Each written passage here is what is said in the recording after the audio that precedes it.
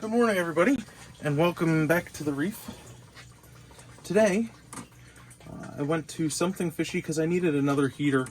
The basement is quite chilly, and since it's been like in the teens, the basement just hasn't been heating up, and subsequently, the tank has been not really heating up as well as it usually does. It hasn't been getting cold. It hasn't gotten lower than 77.5, but I like it to be a little bit warmer than that, and I don't want it to get to the point where it can't maintain that minimum temperature anymore. So I went to Something Fishy. I got another 300 watt heater and put that in. So that's programmed. That actually has its own controller. It's a Phoenix, which is pretty close to the only ones I use. I do have a bulk Reef Supply one that's modeled after the Phoenix design that I have as literally just an emergency backup. But I got that extra one. There's all my extra spare heaters and a spare pump. I also have a spare heater for the quarantine tanks, which is what we're talking about today.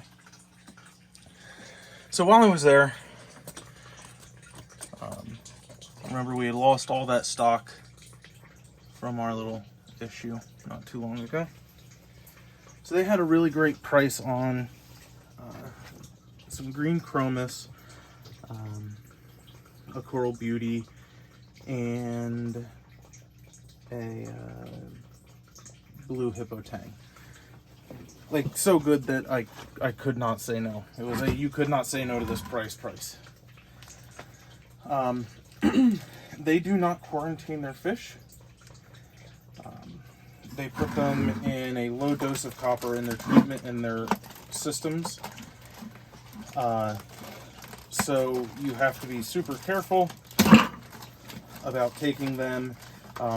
You absolutely 100% need to quarantine them. They probably will have something because it's a system shared amongst all of the fish. So there's no guarantee that one has something and the other doesn't. So there's two ways you can go about this. You can put them into a copper system and treat them. But copper is a poison, right? The only reason copper works to kill ick and velvet is the ick and velvet parasites, well, they die faster from the copper than the fish do, or at least they're supposed to. Last time we did a quarantine with copper, the other problem with copper is it also hurts the nitrifying bacteria that helps to process the ammonia. So there's a lot to deal with when dealing with copper, and we did not have a very good run of it. You know, all fish react a little bit differently to copper, like that one. So you can possibly lose fish just because they aren't tolerant of copper, and nobody wants to lose fish. Or at least you're not supposed to. Come on, go in the net, please. Go in the net. Thank you. So you don't want to do that if you can avoid it, unless you have another way. Luckily, we have the space in the house to do what's called the hybrid tank transfer method. So they will go into this tank. They will sit in here for 3 days.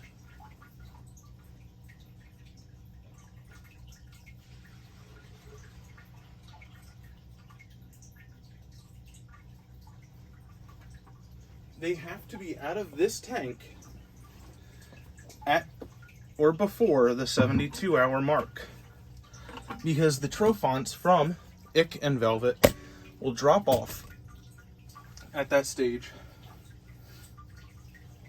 and you don't want them to get reinfected.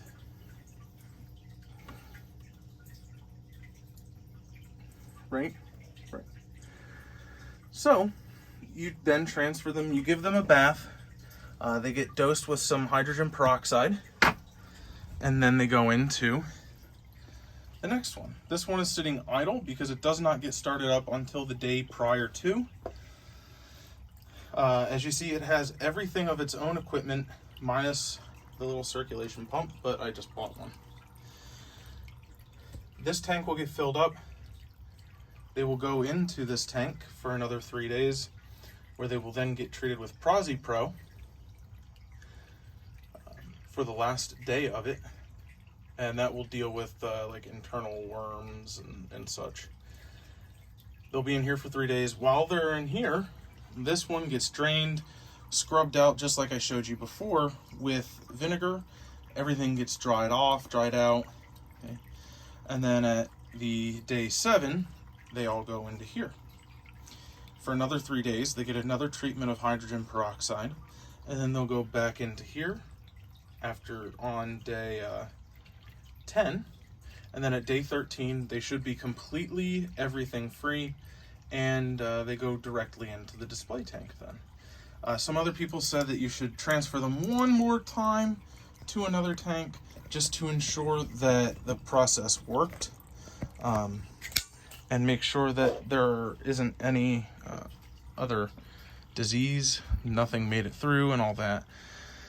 I have not done that, and I haven't had any disease yet, because I'm very anal and picky about this process.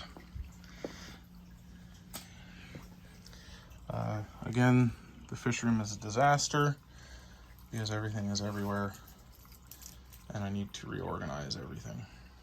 But so because this was freshly started, we're just going to put some quick start in.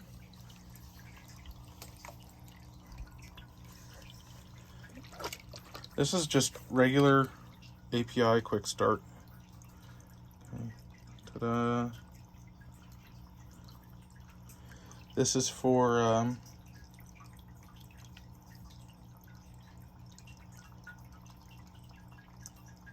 marine and freshwater.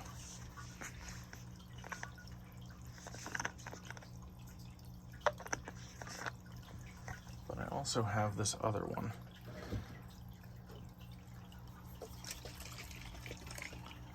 From Imagitarium.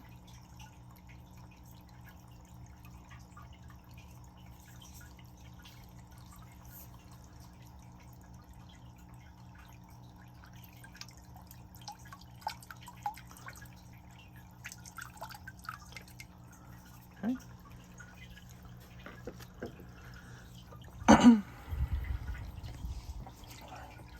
So that's them. I'm going to leave them now, and we'll go out here so that I can turn the lights off. Because obviously they just came, they just got shipped. Well, they didn't get shipped, but they got driven around. So they're stressed. And the key of quarantine and treatment is you want to keep them as unstressed as possible. Because that's what is best for them. It'll make them more comfortable. Stress severely impacts a fish's immune system. So the more you can keep stress down, one of the big things is giving them some place to hide and turning the lights off or down. So the lights will be very low for the day in there.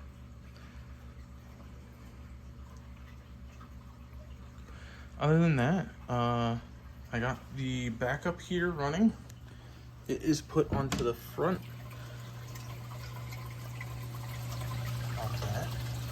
It's set to 78.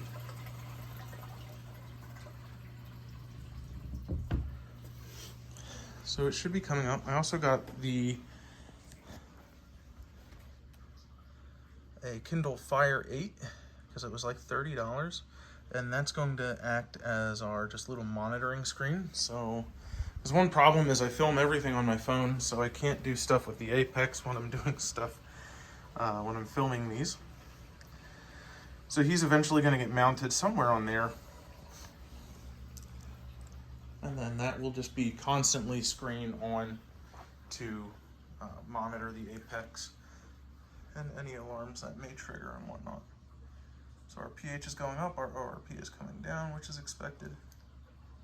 Our temperature is coming up now that there's an additional heater in there, 300 watts of heater. The only downside is now we're using a proverbial shit ton of power.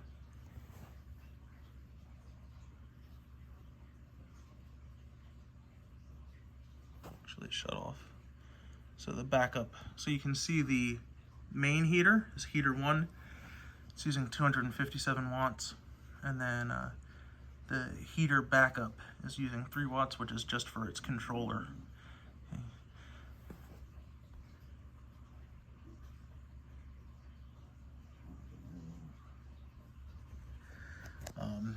So if the main heater cannot keep up, the backup heater will kick on based on its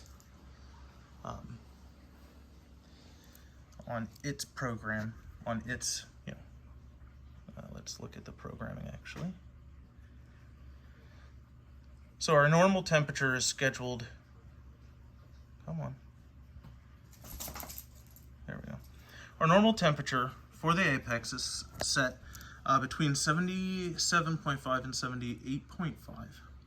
So I set this to be on at 78.6, so it will always be on. Its temperature control will always be on. The apex will turn it off. Let's say it fails in the on position, right? The new heater's controller fails, and it fails in the on position. It will continue to heat up, it'll heat up, it'll heat up. The main heater will turn off, but let's say that this one is still capable of heating the water up. This one, the apex will sense that the temperature is at 79, and it will shut off the backup heater, indicating that it has failed or something else has failed in the on position. And it'll send me a little alarm to let me know that something has happened and I need to check it out. Let's go back to the dashboard.